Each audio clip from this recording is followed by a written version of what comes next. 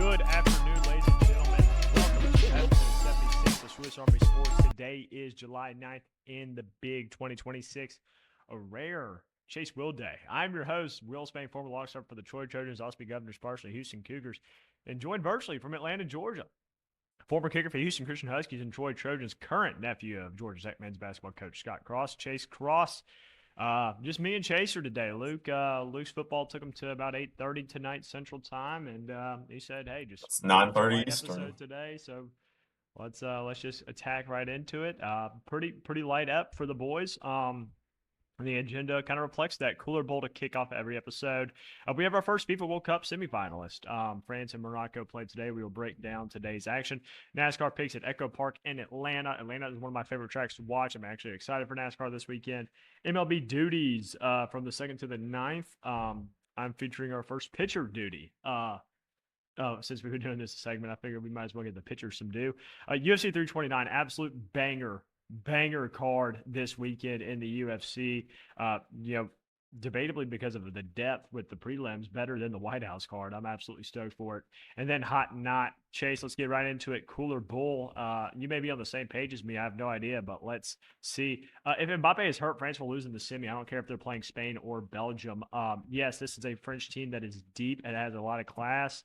I mean, you have Elise, you have Dembele, Kone, Rabot. I mean, the goaltender, Mainen, has been unbelievable. However, it is all headlined by Kylian Mbappe. Kylian Mbappe has literally carried this team on the finishing side of the pitch. I mean, this is a France team that we've seen now in back-to-back games kind of struggle to at least get the offense going for at least two-thirds of the game. And Kylian Mbappe is one that breaks that seal. Chase, I don't know about you, but I don't trust the rest of this team to finish like Mbappe does. And if so, I think there are going to be problems for France, especially if they play a side like Spain. And France is absolutely the odds-on favorite to win the World Cup right now. So Cooler Bull, if Mbappe is hurt, France will lose in the semi. I'm gonna say cool to this take just because of the tear that Mbappe's been on. Not to say that the rest of the French squad hasn't been playing great, but Mbappe's on 8 goals in the tournament. I mean, that's just unreal. Granted, Dembele has 5 as well, so you're not losing a ton in scoring, but he's just such a threat, and he just gives a layer to this French attack that's just so different from everything else. And if it was earlier in the competition, say even the round of 16, even if they were playing Morocco, I would have said, I still have France going on, but they're about to play one of the best sides in the world. I mean, presumably being France, unless Belgium pulls off something crazy. However, if they get Belgium, I think France can still win. I think France's side is better than Belgium's, but I think if they get Spain, that's a very tricky one because Spain is loaded all over the pitch. They haven't conceded a goal yet in the tournament, and the attack is starting to look really good. They're finding people other than Lamine Yamal to score. So I do think that that's a definitely a challenging question when you consider Mbappe's been the main source of attack for France for this entire World Cup, providing assists and goals. He's on 11 goals and assists combined at the moment. So I think that's definitely a very cool take. It's concerning if I'm a French fan watching him go down today because I mean, it's like losing Messi or Holland for Norway and Argentina respectively. Like they just mean so much to each team, like they just do so much. And I will say that comparative to like Argentina or Spain losing maybe Lamine Yamal or, you know, Holland going down for Norway, I think Mbappe's impact is the least because they have so much in the front line, but he still is a tremendous loss and a loss that could tilt the balance of a game in Spain's favor. And I think honestly, I kind of forgot to make this point. The reason I think it would hurt France so much is one, I mean, you're used to this production. You honestly account for Hmm. this production, and especially this late in a tournament that has dragged on for weeks. I mean, I say dragged on as if I haven't enjoyed every single minute of it. It has gone on for weeks. It's tough as a team, especially mentally, to adjust to losing such a prolific player, especially on the offensive side of things. Defensively, I think it is a lot easier to recover from if you have someone, apt to at least take about 50% of the workload. But offensively, I think it's just a completely different mindset. I don't know if you agree with that. I agree. I think that me and my dad always talk about this. The two hardest positions to replace and to find are a goal scorer and a good goalkeeper. And so France has both. I think Mike Maignan going down would be kind of the same thing as Mbappe getting injured. Like it wouldn't be broadcasted much because Maignan's not as well known, but I mean, I still think the impact would be the same. I agree with you. Like it's really hard to replace a striker, especially a striker that's on fire like he is at the moment. So I think that, this is definitely a cool take, and this is concerning for France because, you've got to play Spain middle of the week next week. And that's I mean, we're saying this like Belgium. I I mean, the mean, I game picked has to Belgium. still be I played. picked Belgium to win. So I The mean, game still has to be played, but they have to play a tough opponent next week in the semifinal of a World Cup without their best goal scorer, which is a daunting task. So I agree with that take as well. Chase, what's your cooler bull? Christian Pulisic does not deserve the hate he's getting, and I'm gonna get into it real quick. I've seen a lot of takes on this over the last couple days, and yes, Christian Pulisic's World Cup was extremely disappointing. His run of form into the World Cup was extremely disappointing, combined with the fact that he set out of the Gold Cup, last summer, and all the factors just really haven't gone his way over the last year. I mean, he got in relationship trouble. Just seems like not a lot gone right for him in 2025, 2026. So that being said, I wasn't really expecting the Christian Pulisic that we know and love at this tournament. And you can say what you want. Like, yes, he did play great against Senegal, great against Germany, and great in the first half against Paraguay. But for the previous 6 months, he did not record a single goal or assist in Italy. So I I just think he's in a real tough spot right now in his career, especially picking up an injury. And I know he's quote Captain America, but that wasn't something that he put on himself. He's not even the captain of the side. He is more taken on the role, as the best player. And so I think he's getting a little bit of unfair criticism, but so from that point, I've seen a lot of like former U.S. men's national team greats criticize him. I've seen Landon Donovan do it. Clint Dempsey, Carly Lloyd, was a big one on social media, and I think this guy, granted he doesn't have the big time moments that a Dempsey or a Donovan has had in his international career, but you got to remember, like last World Cup, he was the reason we got out of the group, and yes, he did get injured, but he's the reason we got out of the group. He's also been the reason why we've won a lot of games, why we beat Mexico, why we've won Nations League. So I think it's very harsh to blame this World Cup on him because you've got to look at the goal. The goaltending was atrocious. Serginho Dest, Chris Richards, and Tim Ream all had the worst games of their international careers too, and that loss to Belgium. So I don't think we can lay it on Pulisic. Yes, he played really poorly, but he's also played really well for this national team, and so I don't think he deserves quite the hate he's getting. Yeah, I'm gonna go bull. I'm not saying that the loss is on Christian Pulisic. However, whether he wants to be Captain America or not, that is the nomination he has been given by the American soccer following public. This is a guy who started for Borussia Dortmund, went to Chelsea, and now is at AC Milan, three major European clubs. So he has the club experience. He is supposed to be one of the US's I mean, he's won key a Champions offensive. League, so Yeah, yes, he we're talking does. about this World Cup. I mean, it's. I don't think as a like a body of his career, no, he shouldn't be getting shit on. But in terms of how he showed up in this 2026 World Cup after taking the Gold Cup off, he deserves all the hate that is coming his way. It was just absolutely poor and soft. He played the game soft. He played the game full of fear. He subbed himself out. I mean, it's kind of, but at the same time, at the international level, at least, it's kind of starting to become the same story over and over again. I just don't think this guy is built to play the role that he kind of is meant to play. And it's nothing against him personally, but I mean, he had no goals this tournament, Chase. He only had four shots. That's the most concerning thing for me is he only took four shots. Two of them were on goal. Had a 0.02 expected goals. He only had one assist. We played some poor sides in the group stage and in the round of 32. I wouldn't call Bosnia a great side either. I mean, these are games where Christian Pulisic had every opportunity in the world to put up statistics, and he was either hurt, which he has been his entire fucking international career, or he just didn't have it in him. I you know, it carrying the name he does, probably, I mean, until now, since Flo Balogun's on the scene, probably the most bought U.S. men's national team jersey in recent history, probably since, Clint Dempsey or, I mean, probably actually because of how popular it got this World Cup, surpassed Clint Dempsey or Yep. any of our other future or past greats. I mean, just looking at his football rating, he had a 6 against Belgium, a 7.1 against Bosnia. Yeah, he played well in 88 minutes, but a 6.2 against Turkey when he came on, and a 7.9 against a very poor Paraguay squad where he only played one half. I mean, every time he actually got meaningful minutes, he didn't perform well. Um, I just Minus Paraguay.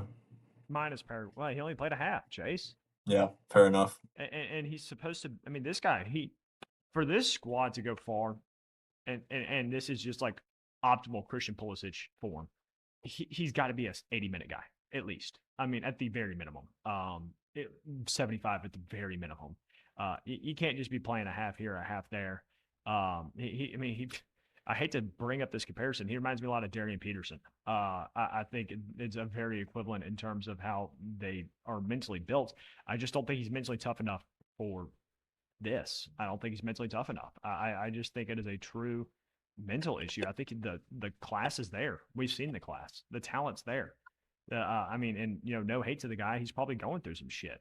But at the same time, you're getting paid millions upon millions of dollars to perform not only for your club, which he's not performing for, and for your national team. And I do believe maybe I believe he deserves the hate, but I think he needs the hate. I think he needs the hate from greats like Clint Dempsey, like Landon Donovan. I think he needs it. So, yeah, I'm going to go Bull. Any Fair rebuttal? enough. I don't disagree with that opinion either. I was kind of under the conclusion of that, but I also remember like this guy is probably the best like not on the international level, but for club level, he's by far the best American. He's won a Champions League with Chelsea. He's been the best player on an AC Milan team. He was one of the best players in Serie A last season, not this previous one, the one before that in 24-25. So I think it's fair to criticize him for this World Cup, but I also think we have to give him some grace that, this year a lot of teams in the American camp, I mean, a lot of fans in the American camp didn't expect him to have a good tournament just because of the form he was on. So I know that it's harsh, but he hasn't played his best soccer um, in 6 months. So I think that he's going to have to do some self evaluating. And 2030 is really his last chance because I mean, maybe not. Maybe he'll play until he's 34, 35 I and don't get a want him on the squad in 2034 World 2030. Cup, but he's got to, I mean, 2030 is his last opportunity. And like you said, we've got some kids coming up that, Yep. are 18, 19 now, that'll be 22. We don't know where their careers are going to look at. Like I like shouldn't guys like say Xavier Gozo and what were you gonna say? I shouldn't say I don't want him on the squad. I don't want him in the Nah, he'll starting be on the 11. squad. There's, I don't I want him in the mean, starting 11. I think he the way he's playing right now, and you can tell me if you disagree. I think he would be a great the way they used Romelu Lukaku against us. I think he yeah, would be a great last 20-minute guy. Keep him healthy, keep him fresh, and I mean because for the first 20 minutes of his play, I mean he is special. yeah, he is. It's just he just I mean the conditioning. I mean it's not there which Yeah, is I mean, he's shocking. just And so I know injury there's these prone. It's the minor, problem. minor, like, but a micro fracture, dude. I played through a full fracture. I mean, Yeah, he's it is soft what it though, is. He is soft as baby shit. and But and that's the truth of the matter. But I will say, like, the problem with the United States is we have no depth. Like, who plays instead of Pulisic on the left wing? There's nobody. that is the problem. Nobody right now. So, I mean, hopefully, like guys like Gozo come through. I mean, we have some young guys. Our U17 national team did really well in the U17 World Cup. Guys like Kevin Sullivan, I'm not a big fan of him, but maybe he comes to fruition when he moves to Man City. I mean, we got guys that'll be coming up into the national team pool, and like a bunch of guys, like we don't know what dual nationals we're going to be getting as well. Like last World Cup cycle, had no idea Balogun was going to be, waiting in the reins. Another guy, Alex Freeman, came out of nowhere and was one of our best players at this World Cup.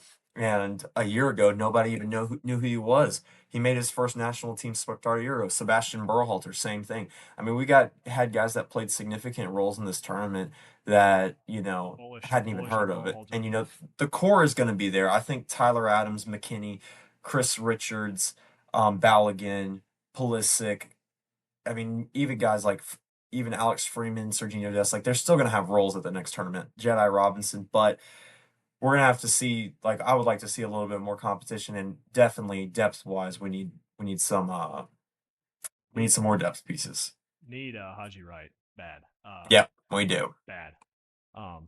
It sucks we couldn't get him healthy for this tournament. Yeah, I agree. And I think he will be a huge player in 2030.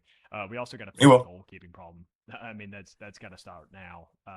Yep, we It's got to find a keeper. we got to get rid of the MLS keepers. I think that's point blank simple. They're not used to facing the class that they would see over if they played in Europe. Well, I'm gonna be honest with you, Will. Like we've seen, like there's clips of Matt Turner and Matt Freeze both making these same mistakes in Well, MLS yeah, games. they're known for not being able to handle the ball with their feet outside the I box. mean, I this mean, is like the it's a worst known problem. goalkeeping. The last two tournaments are like we just don't have a solidified number one right now. So I think that's got to be addressed in this next cycle. I think goalkeeper is the biggest thing, and then we've got to find some depth. We got to find some more wing options. We've got to find, you know, maybe some competition for Balogun up top, another midfielder, and really the two main positions of center back, goalkeeper. They have to be found. We have to find somebody to play with Chris Richards, and we've got to find a goalkeeper. 100%. I'm just glad that hopefully we will not see Tim Ream on the starting 11 come 2030 for the World Cup in Yeah. Saudi Arabia. Uh, hey, Morocco held on as long as they could.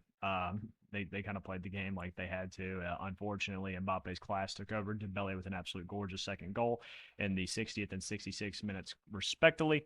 Mbappe gets hurt, which was a main point of our Hmm. cool and bull. Elise had a couple chances, couldn't get it at the end. Yeah, I mean, France looks like the number 3 team in the world, and I do think this Morocco side was a little poor today. What did you think? I thought Morocco was really poor, actually. France controlled the game. You would think that France would have dominated the possession, but they really didn't. It was pretty equal in terms of possession. Actually, Morocco had 52% of the ball. So with that, you would have thought that they would have threatened France more. They had one good shot in the second half, but for the most part, I mean, you look at it, they have .14 XG from an entire game. Took 5 total shots, one on target. That's just not good enough to France's 3.05 XG, 22 total shots, eight on target, so many box touches. I mean, it was kind of a slaughter if I'm being honest. Like France missed a ton of chances. There was a couple shots. Elise had a shot, Doué had a shot, Dembele had a shot all throughout the game. Like they had multiple opportunities. Mbappe had an opportunity to convert a penalty. Like there was just a ton of opportunities for this France team to make it 5-0, 6-0. Like they could have really um, done Morocco pretty dirty considering everything. I didn't think Morocco looked very good at all. They just struggled creating anything against this French defense. Upamecano was fantastic, as well as Saliba. I thought the whole French backline, though, Koundé and Luka Digne was very fantastic. But of course, we got to talk about the attack. Desiree Doué gets plucked into the starting lineup this week over Barcola, and I thought Doué was fantastic.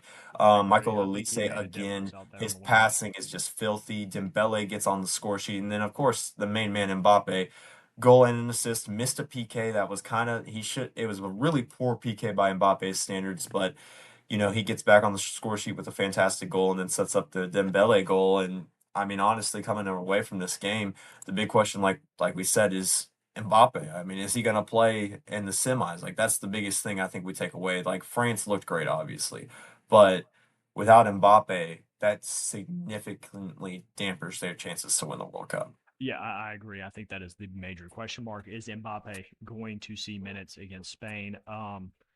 Do they let Mbappe see minutes against Spain? Is also a very valid question. I definitely don't think he comes out in the starting 11 unless he is like 90% good to go.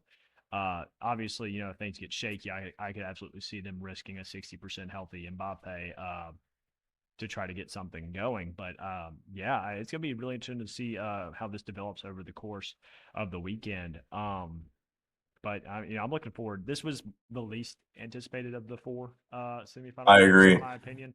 So I'm really looking forward to the next 3. I actually think that even tomorrow might be kind of play out the same way as this, but I think the next two after, I think England Norway will be a banger, and then Argentina versus the Swiss, because Argentina has not been great, to be fair, and Switzerland has defended really well. I think that Really could well. be end up being a really good game as well. But I will touch on France again. I mean, I don't think I think Mbappe will play unless it's like a broken foot or he's torn something or he physically can't. Mbappe will start. If he's going to play, he will start. He will play at 50%. He will play at 40%. That's the difference, like we just talked about with Pulisic. Yep. Mbappe is going to be on the field no matter what. Like we can just call a spade a spade. If he is able to play, he will be in the starting 11. He will play 90 minutes, and he's going to do his best to try to get his team to the final. It just depends on if he's healthy enough, which, anytime a player goes down, hopefully it was just precautionary, but it did not look good. So, No, it did not look um, good. I didn't like the way he went down. I don't like the way he reacted when he went down. And I mean, you've heard it on the pod. Me and Luke are big Mbappe haters. However, you never wish injury upon someone, and you never wish injury upon one of the best footballers in the world at the agreed. World Cup. I mean, you want to see class. I mean, the point blank period. Whether I Agreed. want France to win or not, and I don't want France to lose because they are without Mbappe. I want maybe Harry Kane to have the game of his life and net two and beat him in the final. So yeah, it's gonna be very interesting to see how it plays out for France. Very excited and looking forward to the rest of the quarterfinals coming our way tomorrow and Saturday. Let's turn our page to NASCAR as we are in where I guess Chase's technical hometown right now. I mean, that's where he's Yep. residing. It's his hometown race in Atlanta.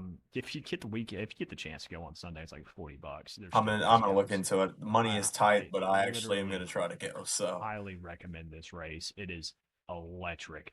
It's cheap.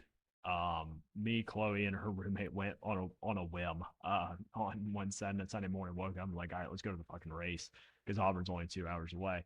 I like Corey Day in this O'Reilly Auto Parts Series race. He runs well on the super speedways. Atlanta is now a super speedway ever since they repaved it. He's had a really good season in the O'Reilly Series, and he's kind of due for another win. So I like the 17. Imagine that. Luke likes Sheldon Creed. Who could have seen that coming? He's not even here, but he still wants to voice his Creedness. Chase, who do you like in this O'Reilly Series race? I like Justin Allgaier. He typically runs well at super speedway tracks.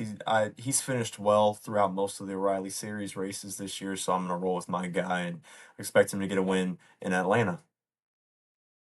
The Cup Series, I'm gonna stick with my pick. Hosfar has ran so well at Atlanta. He's just got to stay out of trouble damage wise. Flips back and forth between him and Ricky Stenhouse Jr. I think Junior's definitely due for a win.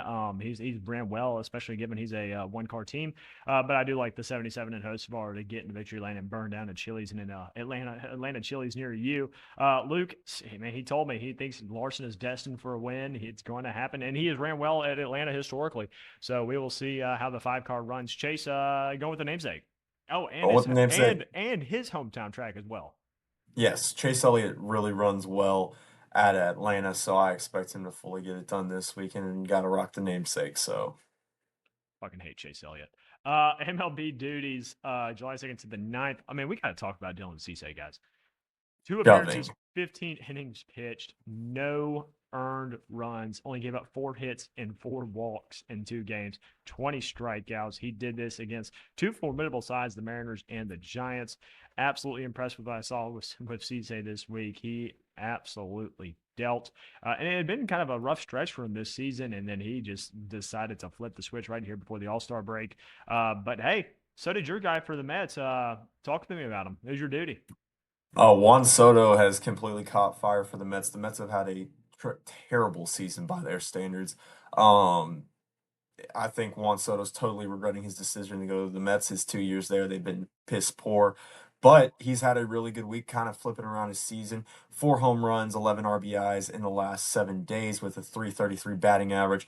That'll get the juices going. Soto can absolutely mash, so it'd be great to see him get back to his standards because all the guys in the NL, I think the big time players are just having really, really down years this year. And it's so weird to talk about because you got guys like Tatis, Soto, that are just having years that aren't quite at their batting standards. Like I know Tatis's batting average is still good, but I mean, just the power hasn't been there. The batting average hadn't been there for Soto. I mean, you look across the league, a lot of really big time players. Vlad Guerrero Jr. has been down, so it's very weird to talk about. In a sport that is so highlighted by the best players that a lot of the really good guys are having such down years. So, um, brings new blood to the scene, but definitely very interesting. That's a good point. A lot of our heavy hitters, especially the pitching, the stars have shown, in my opinion at least. But Yes, agreed. the hitters, man, are really the big guys are struggling. You've got dudes like Junior Caminero and Jordan Walker. I mean, Caminero we kind of saw coming. At least me as a Rays fan, I Common definitely year saw we it saw coming. coming. Jordan Walker, Jordan Walker, absolutely as not. a diehard Cardinals fan, I did not see this coming. All of a sudden, Buddy has found himself in the home run derby. Excited for his opportunity for that. I hope we get a Walker Caminero final.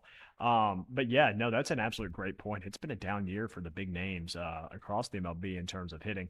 UFC 329. Let's get right into this. I mean, I'm stoked for this card. The prelims are fire, but the main card starts out with an absolute banger. T Rex Terrence McKinney is a slight favorite at -125 against King Green. King Green has been on an absolute tear, Chase. I mean, he was down in the dumps ever since he lost to Patty the Batty, freshly off of changing his name to King Green, which I think is controversial on its own end. Bobby, I don't know how I feel about calling another man King.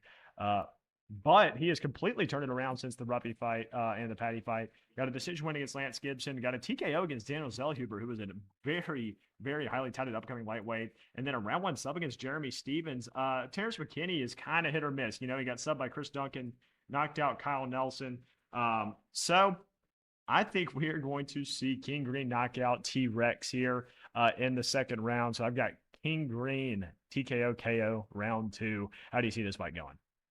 Same way as you, I think King Green has been like we touched on, he's been on an absolute tear. I picked him in his last fight. I think we covered it in the fall, and he absolutely dominated. So I expect King Green to win this one. I know Terrence McKinney's a decent fighter, but King Green, like we said, has been on this stage for a while. A seasoned vet. I think he gets the win. Uh, we next up in the flyweight division have Leonard Kavanaugh, who is a -220 favorite against Brandon Royval. Kavanaugh, the number six flyweight, Royval, the number four. I think Royval has suffered greatly after his decision loss to Joshua Van, where he got pieced up. You kind of saw he may have lost his chin in that fight when he got knocked out in the first round by Manel Kape, but Manel Kape does have great hands.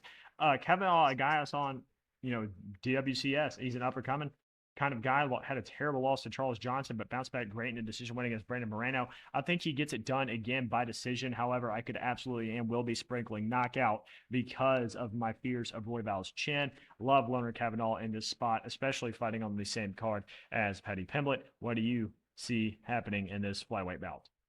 I agree. I think Royval's struggled a little bit over the last few fights, and I think Kavanaugh is up and coming as a guy that in this weight class, in the flyweight weight class, could be a challenger, maybe for like a 3 or a 2 spot here.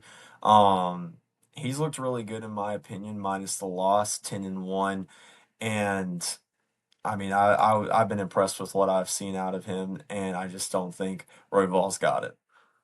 Next up in the bantamweight division, we have number four Corey Sandhagen against number seven Mario Bautista. Bautista 4-1 in his last five fights with a huge sub win against Vinicius Oliveira. He did lose to Umar Nurmagomedov in October of 2025 by decision, but beat Patchy Mix and a mixed debut in 2025.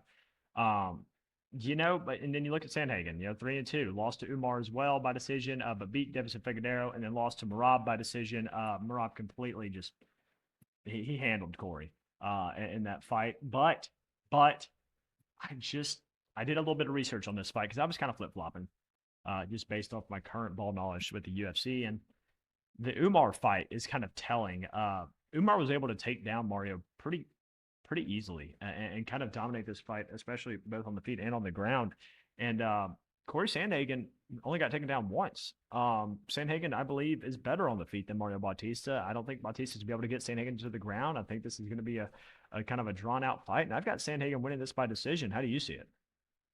Dude, I see it the same way. I think Sandhagen's a solid fighter. I don't think that this is a guy that will ever win a UFC title, especially in this division, but I think he's a little bit better than Bautista. I think he gave Marab a better fight. Um, and, I wasn't disappointed with what I saw against Umar from Sandhagen. So I think, I think coming off a pretty tough loss to Rob, granted he didn't get knocked out, but he did get dominated. I do think that he's gonna have a bounce back fight, and I think he handles Bautista. I don't know if he necessarily knocks him out, but I see this being a I unanimous don't think he knocks decision. him out, but I do think it's a unanimous decision. Co-main event: Benoit Saint Denis, the number 5 lightweight, fights the number 6 lightweight Patty the Batty Pimblett. Patty the Batty coming in at plus 120. I think that is the best price on the card. Um, Benoit Saint Denis is a finisher. He doesn't really win by decision. He's got 2 sub wins, Ruffy and Propolic, a knockout by Darush. I mean, everybody knocks out Darush, and then a knockout of Dan, the gay man Hooker. Look, Patty lost to Gagey, tried to stand and bang. I think Patty's Pimblett's grappling completely supersedes Benoit Saint Denis. I think this could be done by either knockout or sub. I am very confident in Patty in this fight. I think he's going to completely change the game plan that he showed against Justin Gagey. I'm going to go Patty Pimblett with a round 3 sub against Benoit Saint Denis. I think Patty Pimblett gets back in his winning ways and back on track to a title fight. I honestly kind of think this is a no-brainer. But you disagree. You got BSD. I actually really like BSD. I think he's actually a really good fighter. And if you look at his previous fights, he's been on an absolute tear as of late. I mean, beating guys that are pretty good like Mauricio Rufy and Dan Hooker on the way to here. He's got 2 submissions and 2 knockouts in his last 4 fights. Wicano in 2024 was his last loss. So he's been on a good tear, and I was just not impressed. Granted, I was impressed with Patty's chin against Gaethje, but Gaethje just absolutely pieced him up. We could maybe see this kind of being a same situation as Sugar Sean, where Patty maybe reinvents himself a little bit, and I do think it plays into his favor that he's fighting on the same card as, kind of a guy that he's a little similar to in Conor McGregor. But I really like BSD in this matchup. I think, the public is going to be heavy on Patty because he is a UFC fan favorite, but BSD is a good fighter. He's been on a tear, so I'm going BSD in this one.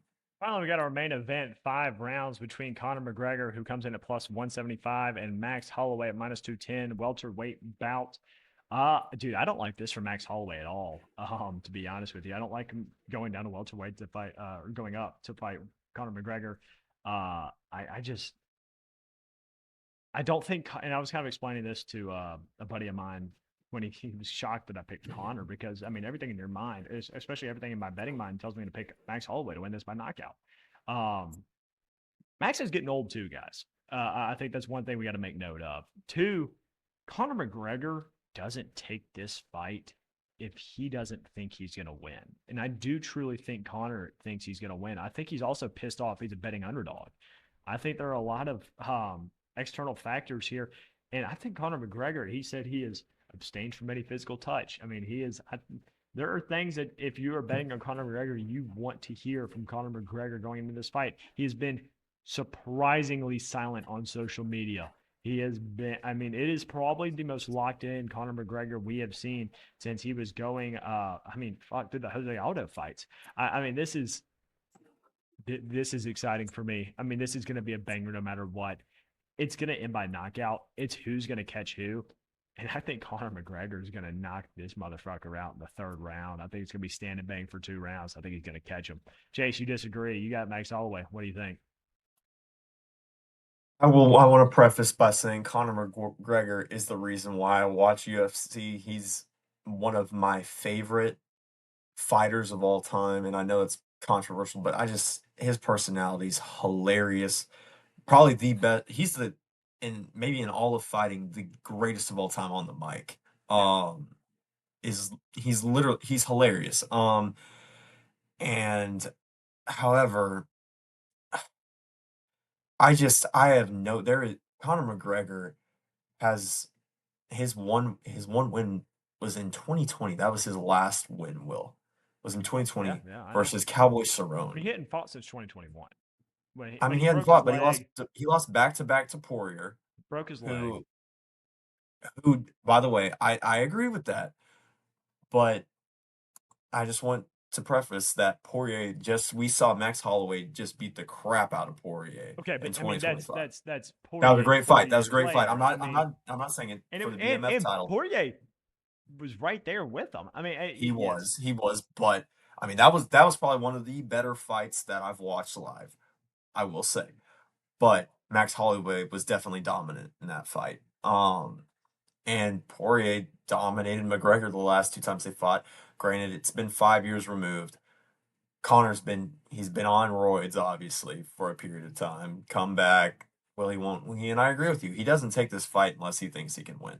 So that's why it's tricky for me. But it's hard to get back on the horse. He hadn't done it in a while. Maybe he's hungry. Maybe he's ready to go. But he's 37, man. A 5 year gap's a long time. And Max Holloway, granted, has lost in his most recent fight, but It was by grappling. I get it. it was by grappling, and that's not. I wouldn't say that's Max Holloway's biggest strength. And I just think Max Holloway's fresher. He's been in the rhythm of fighting consistently. I think it's a no brainer, and it pains me to say this because this is somebody I'm going to be going for Conor McGregor. I'll probably even throw some coin on him, but it's hard for me to really see McGregor winning in this one. No, that's fair. That's a very analytical way to think about it. Probably the smart way. Man, it's the return of the Mac. I Come go on. for the I vibes, mean, for the it's vibes. the it's the Like return of the trust Mac. me. I When it mean, comes to Saturday, I am praying that this take is wrong, and I'm praying I'm jinxing this so Max Holloway just gets knocked out because I mean our last I think 3 or 4 UFC picks, the title card I've missed on. So I'm just praying that this continues and that McGregor just beats the crap out of Holloway, that it's done in 40 seconds, and we get to see a couple more McGregor fights over the next couple of years. yeah, I just want to see a winning Conor McGregor post fight interview. So let's go to hot and not as we do end our Thursday episodes. My hot is Dejed Spence, dude. I know you probably saw his interview when he was asked about Erling Haaland, and he has some. He was asked what Erling Haaland's greatest strength was, and he said striking. And he was asked then if anyone was ever as good, or it was as good as Erling Haaland striking, and he said Harry Kane. And as an England supporter, it got me kind of feeling a certain sort of way. England dudes, I mean, this if we beat Norway, the edits of this video onto an undoubtable Harry Kane goal will happen. It's going to be cinematic. My not is False Fridays. I don't know if you know what I'm talking about here. I am not supposed to work on Fridays. So Thursday Yes. is technically supposed to be my Friday. Well, I work from 9 to 5. At 3:45, I was informed I need to come in on Friday. So that's a brutal blow to the vibes. I mean, don't get me wrong, love my boss. I would do anything for him, so I gladly, it wasn't a mandatory thing. It was like, hey, can you? I go, yeah, I'll come in. That's fine. And I love my job, but just the feeling of like, oh shit, it's the weekend for me, but now it's not, and I got to go in tomorrow. It kind of sucks. So what's hot and not for you, Chase? Well, Kylian Mbappe, the dictator, is having The a dictator fantastic memes are World hot. I'll Cup. tell you that much. The dictator memes are hot. The French national team knows about it, which is what's even fun. When I heard they were calling him, I think it's Mbutu or something like that. He was a dictator in Africa, like a couple 100 years ago. I don't really know the backstory on it, but they all call Mbappe Mbutu now, which is he was a dictator in Africa, which is just it's absolutely hilarious that it's all caught on. I've seen the dictator memes everywhere. People are bringing posters to the stadiums, which is fantastic. But in his own right, he's having a fantastic World Cup.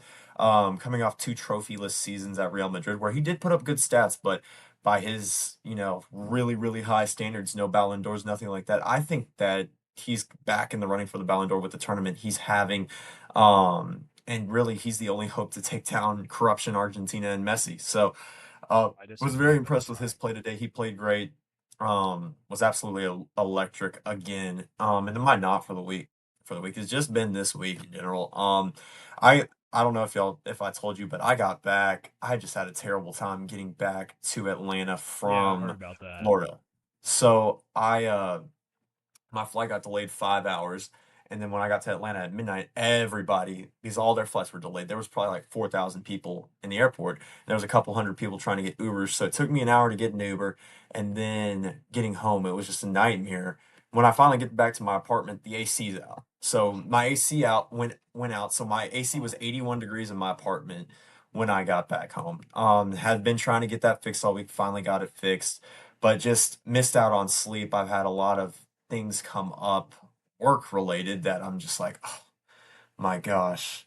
And then on top of it, like, dude, I'm just over the culture right now in Atlanta, Georgia. Like, this is a conversation for a different time. Not people, just the women culture in Atlanta, Georgia is absolutely, I mean, I've seen some crazy stuff down here in my first month and a half, let's just put it that way. So this week is just it's been a downer, but it's the weekend now. I have the same schedule as you, so I did not have a false Friday this week, which was fantastic.